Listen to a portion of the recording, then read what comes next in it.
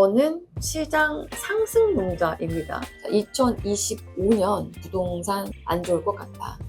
안녕하세요, 쪽국민들. 이번 주 정말 정신없이 보내신 분들 되게 많으실 것 같아요. 결국에는 탄핵이 부결되는 방향으로 결론이 났습니다. 2025년 부동산 시장이 어떻게 될까? 정치 리스크, 부동산 시장이 어떤 영향을 받을까? 시장 전망에 관련된 얘기를 제가 한번 해보려고 합니다. 아시는 분들은 아시겠지만 저는 시장 상승론자입니다. 제가 지난 4년간 어썸 레터를 쓰면서 부동산 하락에 대해서 심각하게 얘기를 해본 적은 단 한 번도 없었어요. 올해 초에 열북이 대상으로 부동산 시장 전망을 할 때도 2024년 상반기는 침체 국면일 수 있겠지만 중반 이후로 하반기로 갈 때는 부동산 시장이 오를 것 같다. 이렇게 전망을 했습니다. 그리고 실제로 1분기가 저점이었고 2분기에 약간 발동이 걸려서 3분기에 정점을 찍었죠. 그런데 이제 4분기부터 침체, 다시 거래량이 얼어붙고 가격도 좀 꺾이는 양상으로 가고 있습니다. 그런데 제가 지난 4년 동안 단 한 번도 시장 침체나 하락에 대해서 얘기를 해본 적은 없지만 2025년 부동산 시장에 대해서 저는 긍정적이지 않게 보고 있습니다. 특히 이제 상반기까지 쉽게 회복되지 않을 것 같다. 이렇게 보고 있는데 첫 번째 근거를 말씀을 드리면 정치 리스크죠. 정치 리스크는 굉장히 큽니다. 8년 전과 비교하는 그런 얘기들이 많이 나오고 있는데 굳이 8년 전까지 가지 않는다고 하더라도 저는 사실은 이번 정치 리스크를 시장의 본질적인 어떤 그런 문제가 아니라 대외 변수에 의한 시장의 어떤 충격으로 보거든요. 코로나 때만 보더라도 비슷하게 볼 수 있을 것 같아요. 코로나 때도 가격이 훅 꺼졌었거든요. 시장의 어떤 본질적인 펀더멘털이 아니라 이제 외부 변수, 외생 변수로 인해 가지고 시장의 거래가 급감하거나 불확실성이 생겼을 때 당연히 시장의 거래가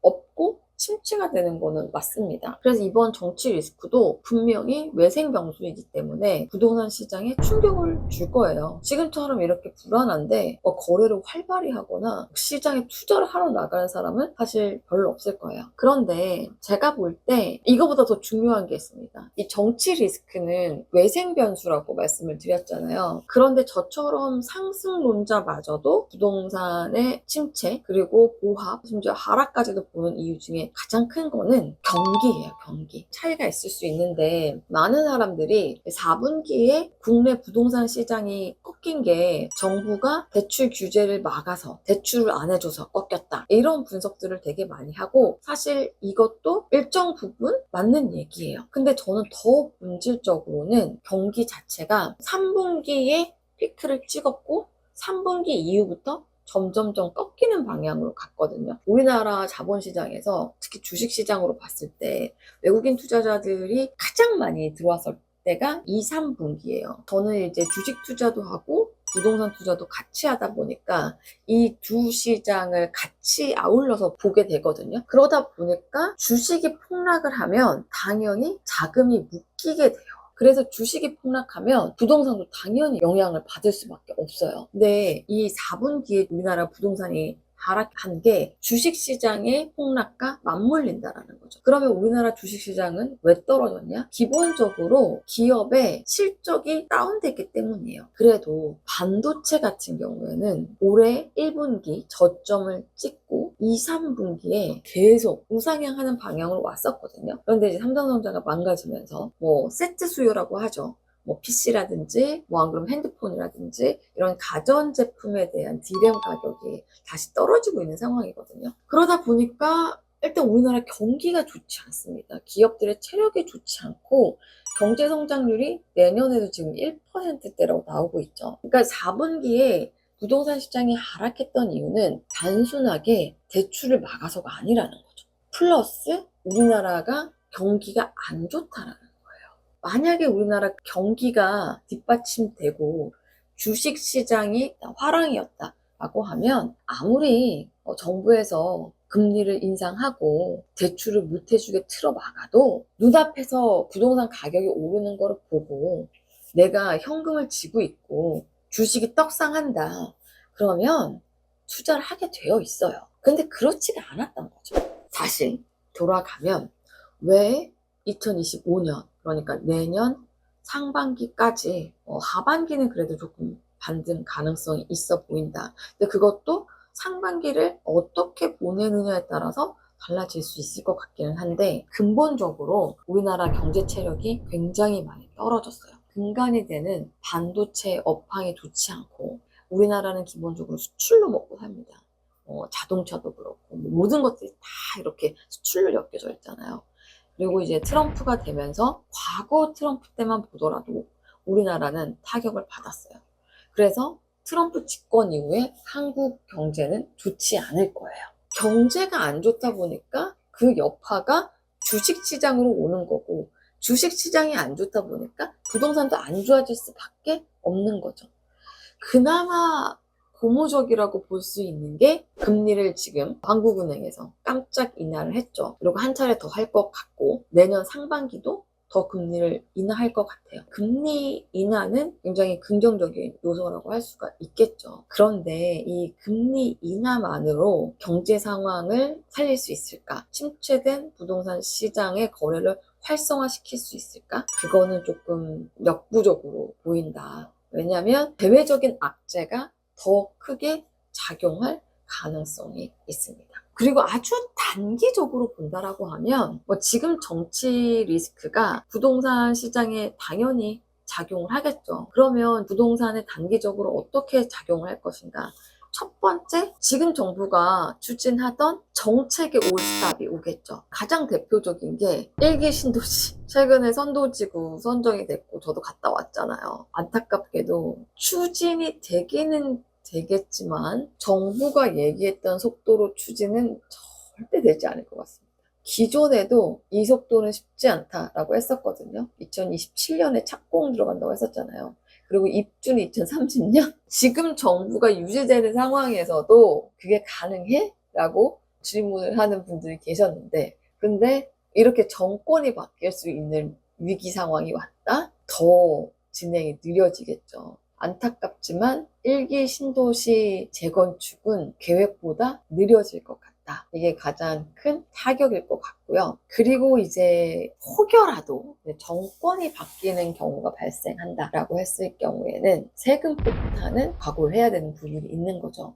기본적으로 이제 야권의 부동산 정책을 보면 다주택자들한테 세금을 강하게 부과하는 쪽으로 이제 정책 방향이 정해져 있다 보니까, 그래도 지금 이 윤석열 정부에서 했었던 게 종부세라든지 그리고 공시지가 인하라든지 이런 세금 제도에 있어서는 조금 완화된 부분들이 있었거든요. 근데 이제 다시 원상복귀하는 거죠. 그렇게 되면 공시지가라든지 양도세, 종부세 이런 부분들은 더 늘어날 가능성이 높다, 이렇게 보는 거죠. 하지만 제가 봤을 때 이제 정권이 바뀐다라고 하더라도 공급에 포커스를 맞추는 정책 방향은 아마 비슷한 형태로 갈 것 같아요.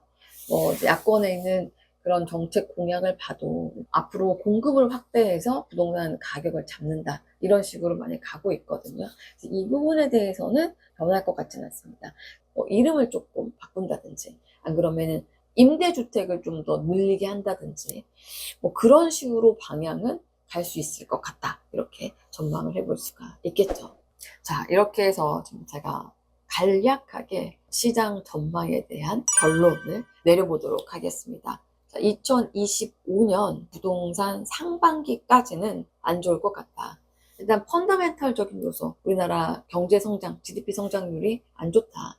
그리고 주식 시장이 안 좋을 것 같다. 이게 빠른 회복이 안 될 것 같다라는 거예요. 그런데다가 정치 리스크까지 겹쳤다. 그러니까 정말 삼중고가 겹친 거죠. 그러면서 상반기까지는 안 좋을 것 같다. 그래서 금리를 인하하는 효과가 빠른 시일 내에 나타나기는 쉽지 않을 것 같다. 그러기에는 투자 심리가 너무 위축돼 있다. 탄핵이 연기가 됐기 때문에 앞으로 지금 이 정국이 어떻게 흘러갈지 또 알 수 없는 거거든요. 그러니까 분명히 어떤 방법이든지 간에 딜레이가 될 거예요. 빠르게 해결될 기미는 보이지 않습니다.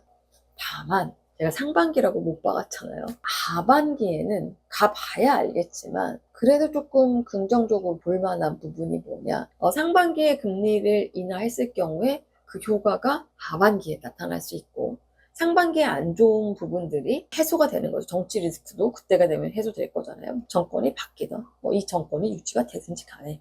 그래서 상반기까지 적어도 6개월 내에는 해결이 될 거니까 정치 리스크도 해결이 되고 금리 인하 효과도 나타나고 이렇게 될 가능성이 높고, 그리고 저는 기본적으로 부동산 시장을 결정하는 어떤 베이직한 거는 수요와 공급이라고 보거든요.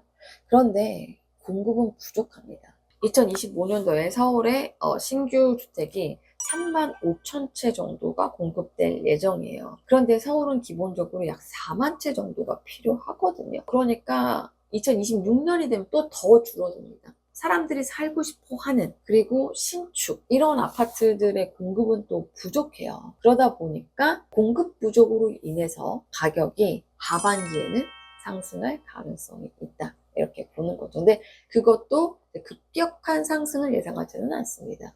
급격한 상승이 가능하려고 하면 반도체 업황이 개선이 돼야겠죠. 하반기에도 서서히 바닥을 찍고 반등하는 추세로 가지 않을까, 이렇게 전망을 합니다. 이거는 진짜 근데 좀 긴 흐름, 제가 생각했을 때 이러이러한 방향으로 가지 않을까, 이렇게 생각을 한 거고요. 제가 디테일한 어떤 데이터들 이런 부분들에 대해서는 어썸 레터에서 자세하게 분석을 했으니까 제가 이제 댓글로 이제 링크를 달아 놓을게요. 한번 읽어보시면 조금 더 흐름에 대한 어떤 뷰를, 데이터를 가지고 또 이해를 하실 수가 있을 것 같습니다. 사실 이번 탄핵 정국 때문에 불안하신 분들 많으실 거예요. 엎친 데 덮친 격으로 와서 악재를 키우고 있지만 이게 또 지나고 나면 또 언제 그랬냐는 듯이 회복을 하니까 좀 안타까운 측면은 있지만, 그렇다고 해서 너무 또 비관할 필요도 없는 것 같아요. 이 또한 지나간다. 지금은 관망하면서 시장을 지켜보는 게 좋겠다. 그리고 이럴 때일수록 더 냉철하게 자기의 본분에 충실하는 그런 태도가 좋지 않겠나, 이렇게 생각을 해봅니다. 네, 그러면 오늘 영상이 똑띠님들께 도움이 되셨으면 좋겠고요. 또 뭐 저한테 질문이 있거나 이러이러한 부분에 대해서 저의 뷰, 의견을 알려달라고 하면 제가 또 그 부분에 대해서 또 영상을 찍어서 답변을 드리도록 하겠습니다. 여러분, 그럼 힘내세요. 우리는 극복할 수 있습니다. 안녕!